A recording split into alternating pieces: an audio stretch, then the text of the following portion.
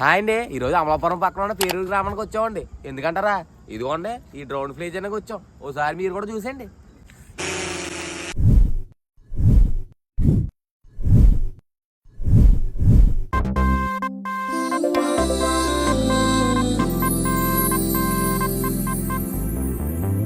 ఆడించి అష్టాచమ్మా ఆడించావమ్మా, నీ పంట పండిందే ప్రేమ.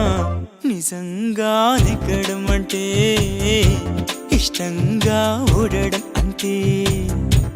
ఆ మాటే అంటే ఈ చిన్నారి నమ్మదేంటమ్మా. నిజంగా నెగ్గడం అంటే ఇష్టంగా ఓడడం అంతే.